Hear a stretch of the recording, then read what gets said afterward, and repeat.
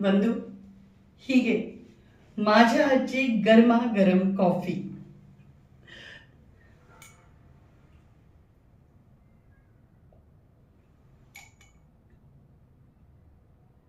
बंधू, पण खरं सांगू का ग, तू आत्ता जे सगळं सांगितलंस ना, ते ऐकून मला फार वाईट वाटलं ग.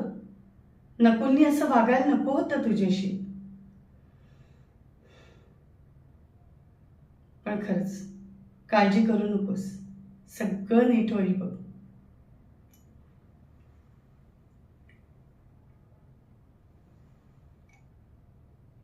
बंधू, तुला आठवतं का ग, तू माझ्या वरुणच्या वाढदिवसाला आली होतीस तेव्हा काय म्हणाली होतीस?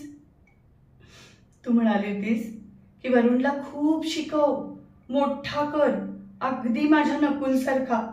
अगो शेवटी तो तुझ्या म्हातारपणाची काठी आहे. आणि नेहावर फार खर्च करू नकोस. शेवटी मुलगी म्हणजे काय ग, परक्याचं धन, नवऱ्याकडे जायची. नाही नाही बंधू, गैरसमज अजिबात करून घेऊ नकोस. तुला हिणवण्याचा माझा अजिबात हेतू नाही ग. पण आत्ता बोलताना आठवलं म्हणून वाटलं बोलावं तुझ्याशी.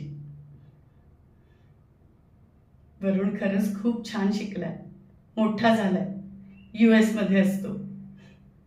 आणि नेहा ही एका कंपनीत मोठ्या हुद्द्यावर आहे.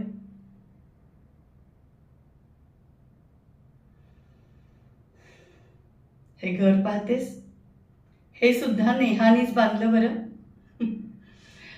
अगं इतकं मोठं घर बांधलं आणि एक खोली एक्स्ट्रा बांधली होती. मी म्हटलं पण तिला, अगं घरात 4 माणसं, त्यांच्यासाठी एवढी मोठं घर काय करायचंय, आणि ती एक्स्ट्रा खोली. तर म्हणाली, कळेल तुला.